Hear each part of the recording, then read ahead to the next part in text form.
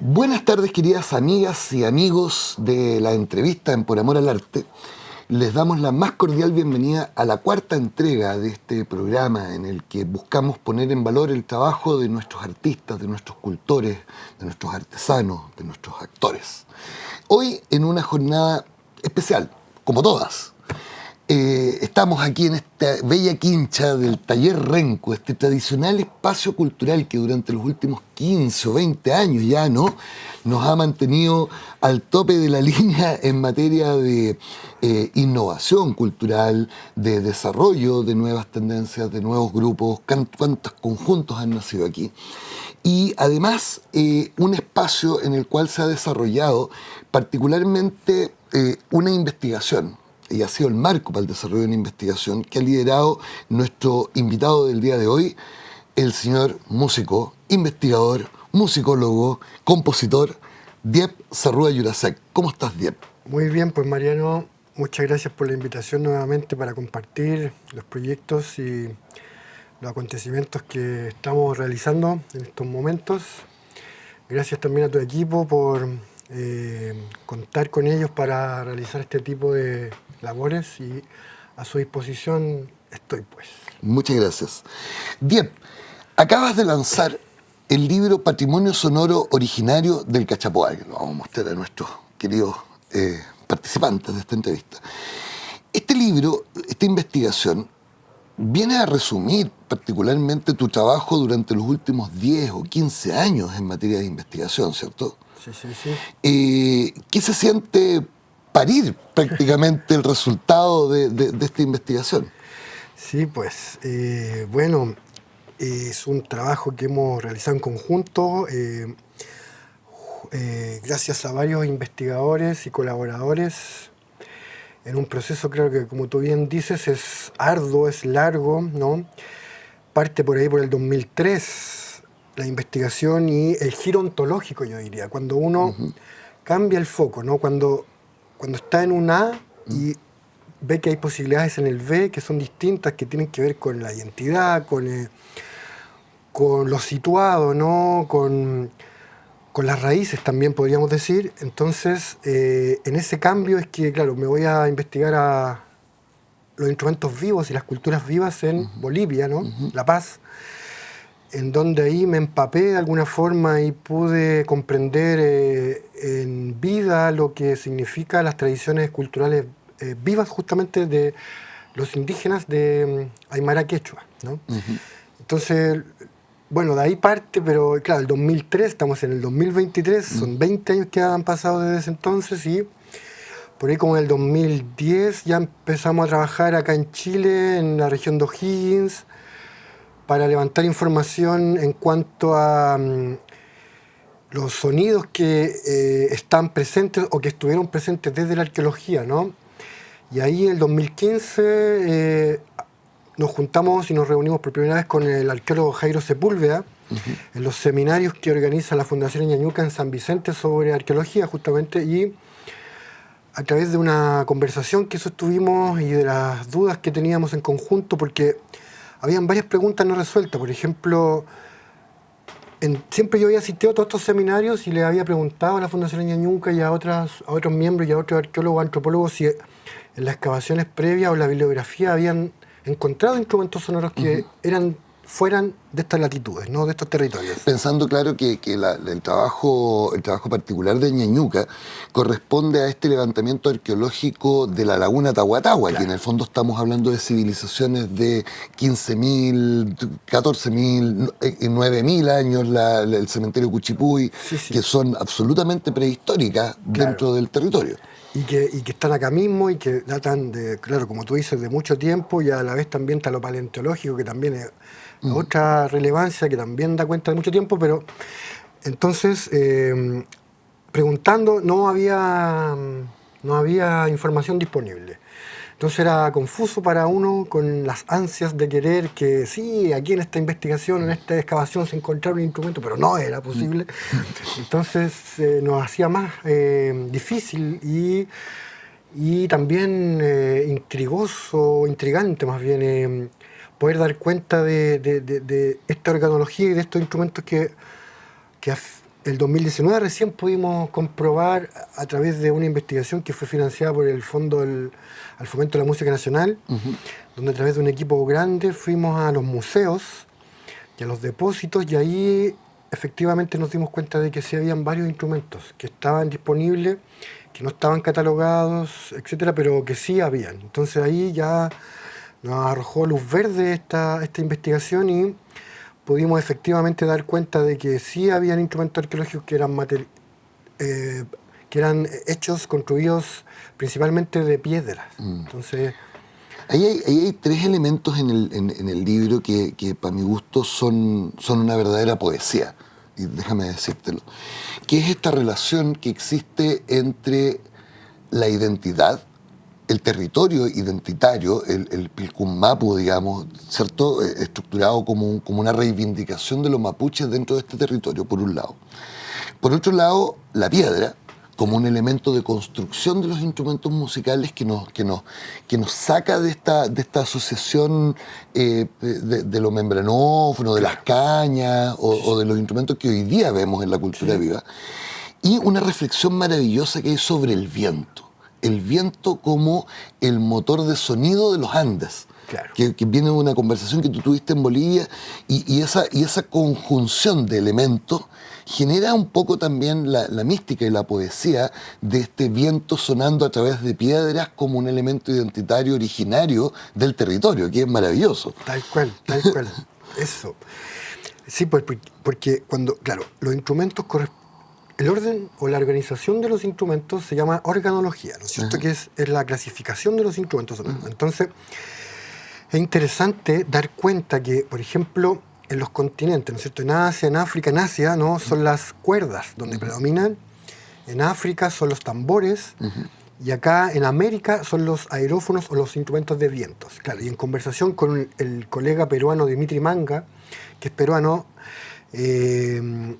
él nos dice, claro, que el condicionante para que se dé este fenómeno acá en estas latitudes tiene que ver con el condicionamiento de la cordillera de los Andes, ¿no?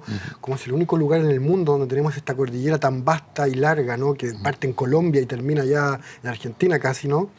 Entonces, ese condicionante yo creo que es el que elabora la poética, como tú bien llamas, y las estructuras para configurar estos tipos de instrumentos, pues.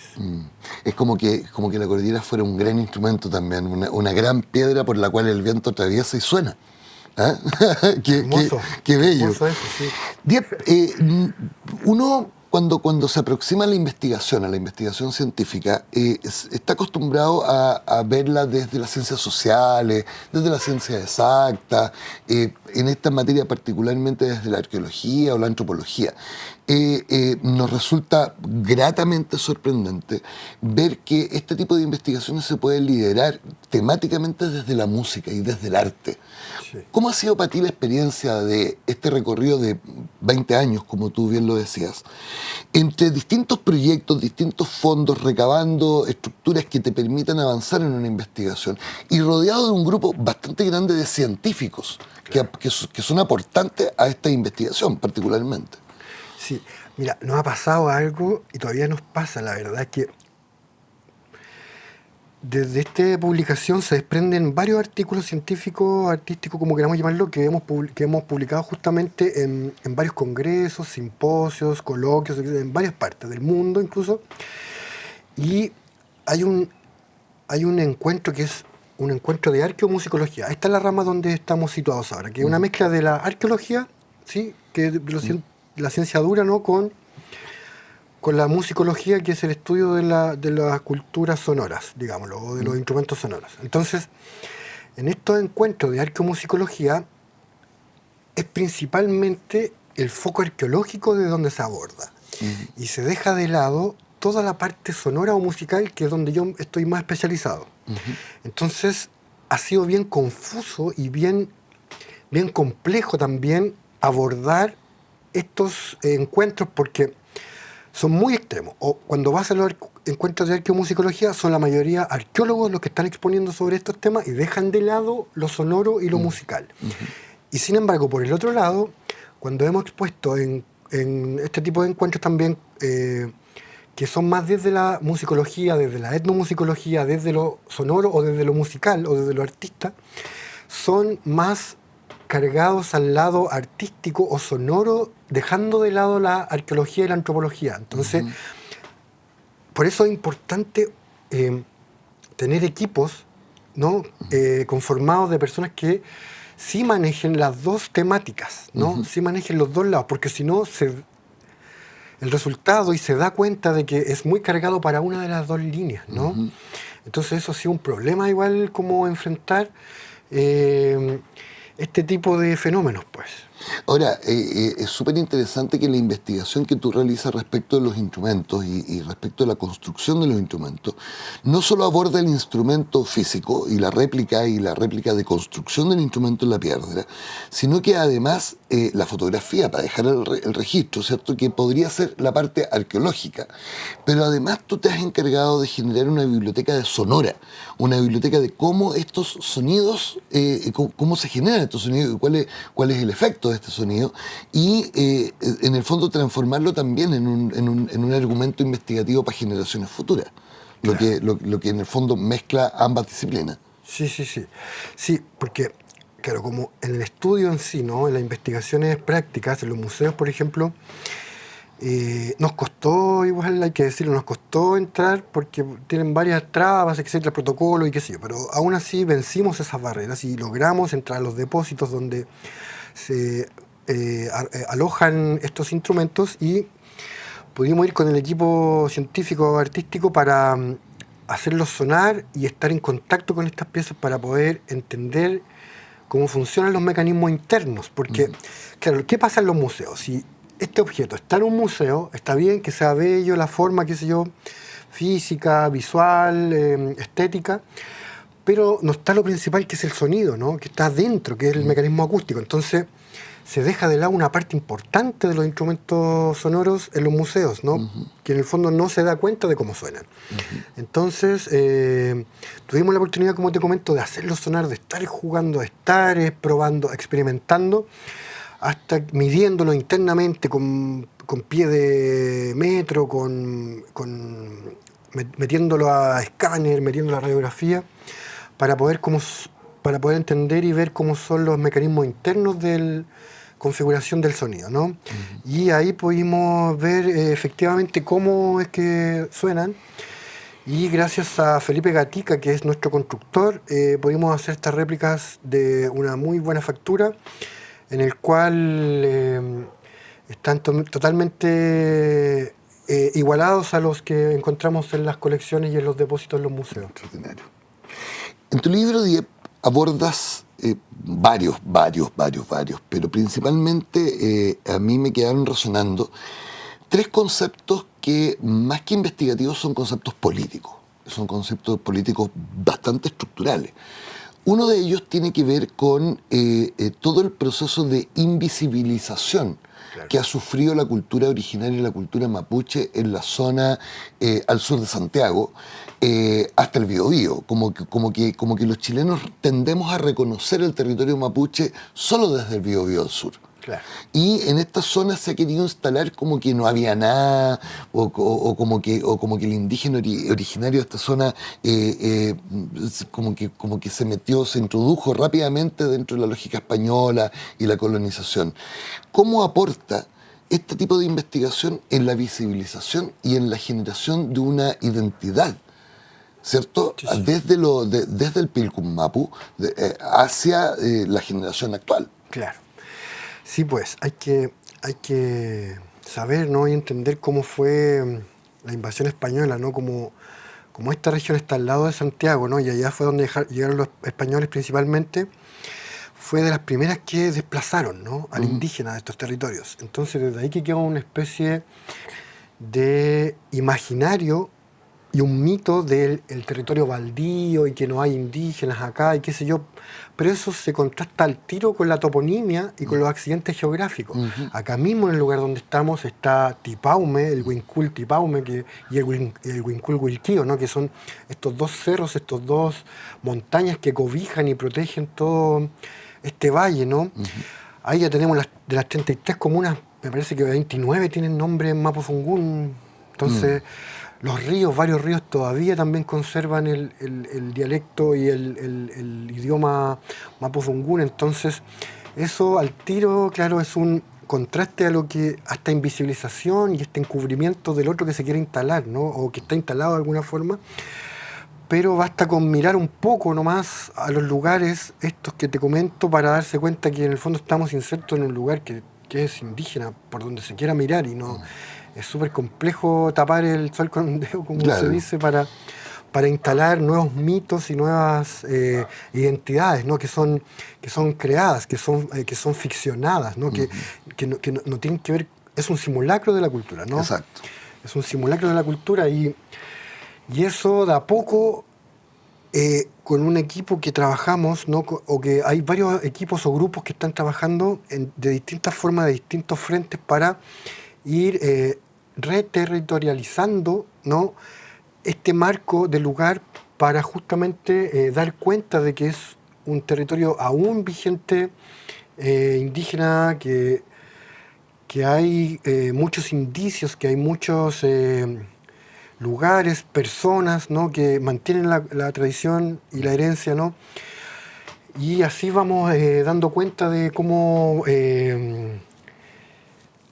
hay todavía donde uno pueda investigar y de donde uno se pueda tomar para generar vínculos sanos con las culturas vivas, porque lo que pasa es que hay un vínculo quebrado también, ¿no? Hay una tradición quebrada con las culturas, ¿no?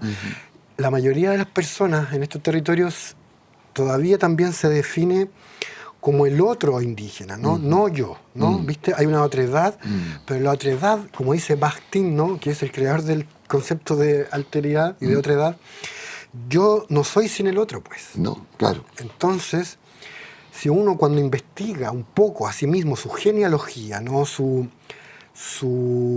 raíces en el fondo, ¿no? Se da cuenta que en algún momento va a llegar a un vínculo mapuche indígena de estos territorios. Eso es muy notable porque ahí uno se da cuenta de quién es en el fondo, ¿no? Realmente. Podemos tener nombres extranjeros, todo, pero por algo estamos en estos territorios, habitándolos, ¿no? Haciéndonos cargo también. Y cuando uno empieza a buscar un poco para atrás, ¿no? Se da cuenta de por qué está acá también, ¿no? Y cuál es el vínculo que uno tiene con estos territorios. Yo te quería abordar precisamente eso de la alteridad, porque cuando cada vez que nosotros generamos un proceso identitario, ¿cierto? Y generamos un proceso de búsqueda de esa identidad, de establecimiento del yo y de identificación del otro, de la alteridad, en esta materia de patrimonio cultural se tiende a establecer como la figura de la identidad ficcionada, ¿no? Entonces, ¿cómo convive este proceso identitario, que es un proceso identitario originario, con los otros procesos patrimoniales e identitarios que también nos tocan como región? Como por ejemplo, voy a jugar un poco, como lo guaso, como la cueca, como los periodos coloniales, cómo se van desarrollando, el roto chileno, el campesino, que si tú miráis un poco para atrás y miráis desde, claro, en la dimensión arqueológica puede ser muy poco, de 100 años para atrás, estáis mirando también un proceso patrimonial y un proceso identitario que es evolutivo. ¿Cómo conviven, a tu opinión, esos procesos patrimoniales, esos procesos identitarios? Yo soy súper categórico y, espérate, pero más allá de eso, hay que ver de dónde viene el concepto matrimonio, ¿no? Al libro, por eso mismo le colocamos patrimonio, en primer lugar. Hay que entender desde dónde viene el concepto. Viene desde el padre, ¿no? ¿No es cierto? Viene del patriarcado, viene de lo patriarcal, ¿no? Más allá de la herencia, ¿cuál herencia estamos hablando? Y segundo, viene también, como se entiende acá en Chile principalmente, porque si vamos a Perú o Bolivia ya tienen otra visión de lo que es lo patrimonial. Acá en Chile se ha instalado también, con lo mismo que veníamos diciendo, un relato del patrimonio como algo, como el patrimonio colonial más bien, ¿no? No un patrimonio originario, no un patrimonio real, sino un patrimonio creado post-invasión española, ¿no? Ajá. En el cual se toma, claro, la monumentalidad, ¿no? Ese concepto es clave. Pero la monumentalidad en el sentido de las construcciones Sí, sí. españolas, ¿no? Instaladas en el territorio, en donde eso es lo que prevalece como patrimonio, en primera parte, ¿no? Entonces después hay que empezar a desglosar y esa es una tarea de cada uno de entender, porque claro, es fácil proponer mitos, ¿no es cierto? Y que la gente que no está capacitada, que no está entendiendo estos fenómenos, ¿no? Se queda con esas visiones de patrimonio y sigue esas herencias, que son herencias recientes y creadas, como bien decimos. Entonces, ahí hay una gran tarea y una gran labor la que hay ahí de dar cuenta en el fondo de que la gente se especializa, no se especializa, sino que tenga varias visiones de lo que es lo patrimonial, ¿no? No se quede con una que es de arriba, ¿no? Sino de empezar a buscar, indagar, y ahí se van a ir dando cuenta de que en el fondo estamos inmersos en otros contextos, ¿no? Me refiero a otros contextos que no son los que están siendo dados. Que tiene que ver también con la construcción de la propia identidad, ¿no? Claro. Tú abordas un concepto que para mí es clave en el libro, que es que no podemos entender una investigación en torno a la identidad originaria, sino desde la visión originaria, desde la visión indígena originaria.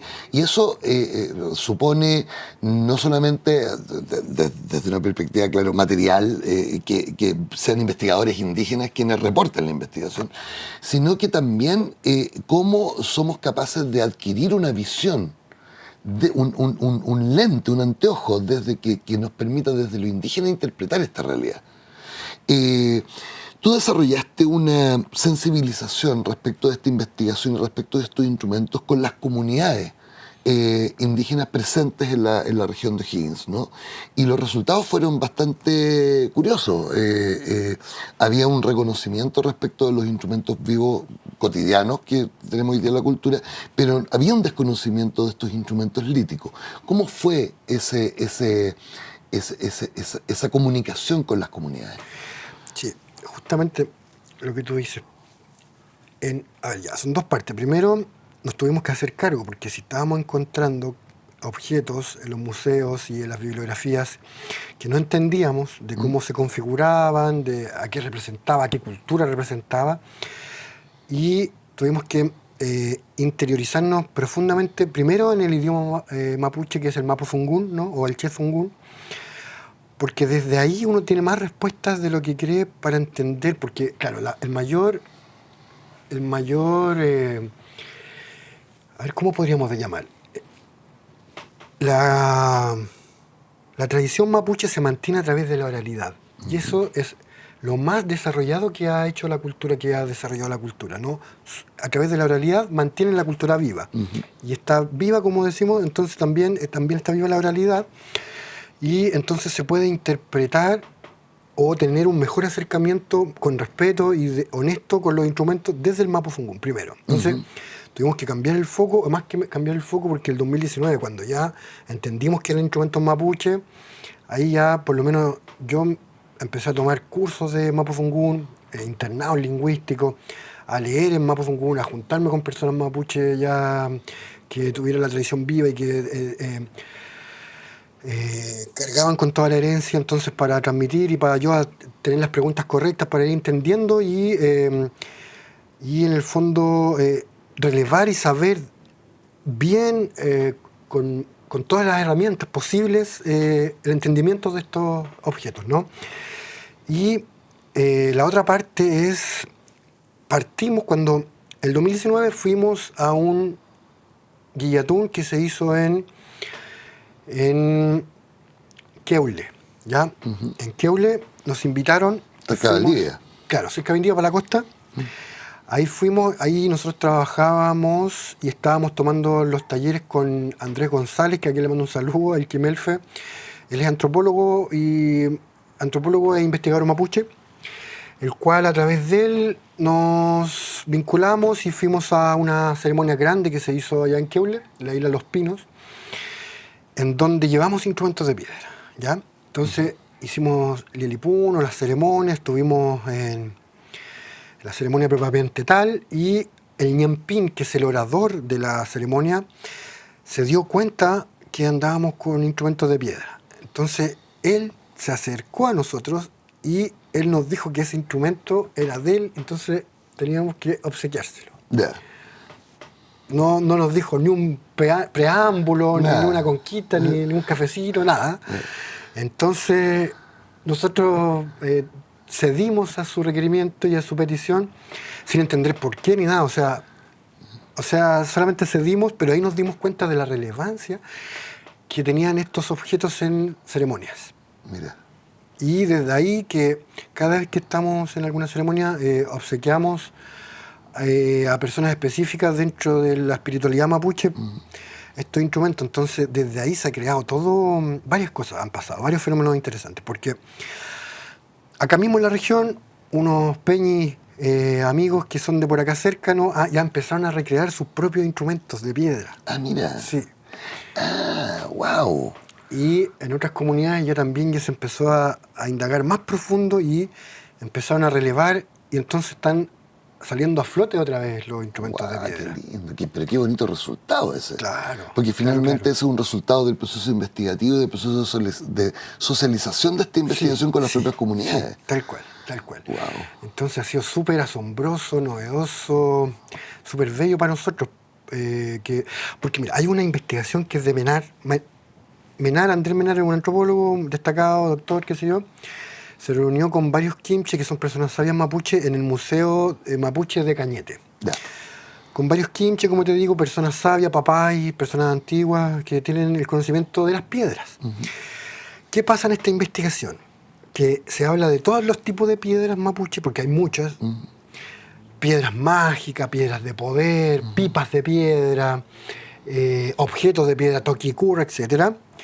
Pero no se abordó los instrumentos sonoros líticos.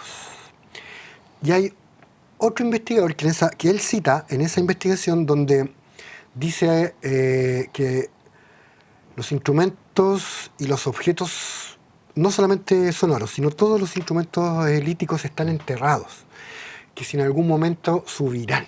¿Cachai? Nosotros nos tomamos de esa poética, de esa frase, para decir que efectivamente con esta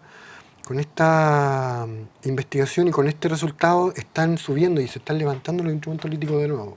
Maravilloso.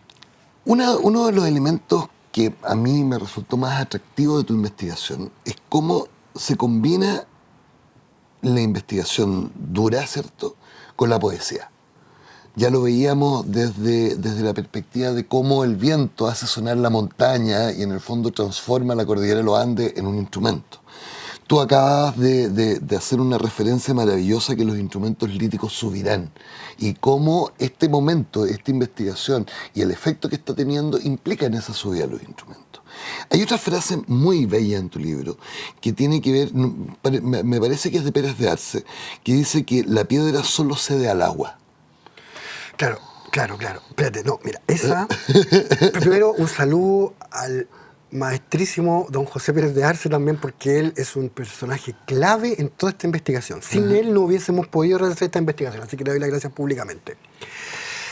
Como bien dices, ese mensaje fue cuando nosotros nos cambiamos el foco, porque nosotros veníamos de la cerámica, de las cañas, encontramos instrumentos líticos, nos tuvimos que cambiar el foco y meternos en la piedra, principalmente junto a Felipe Gatica.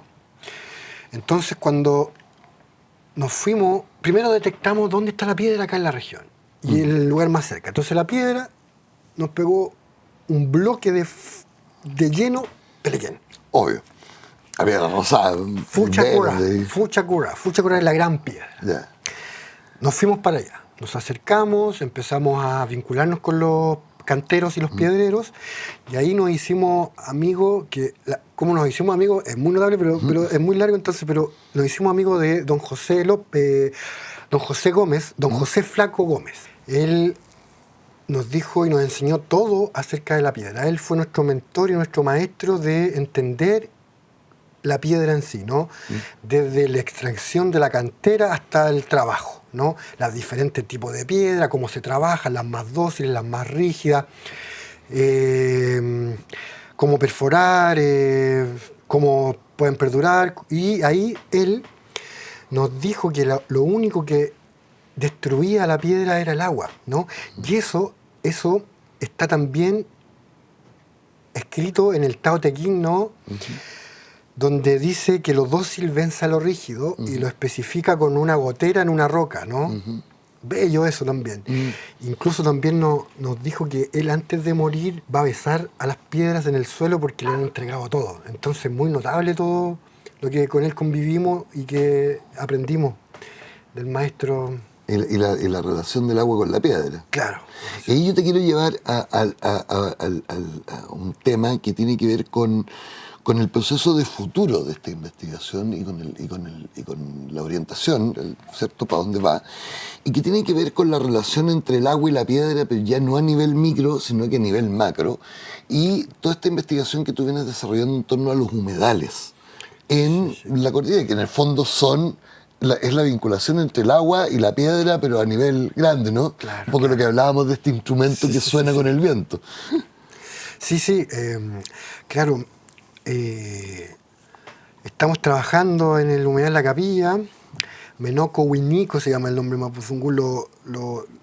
Seguimos la huella y encontramos el nombre indígena del humedal La Capilla, a que a propósito invito a todos que vayan a ver este hermoso lugar prístino, lleno de aves, un lugar maravilloso, lleno de arqueología.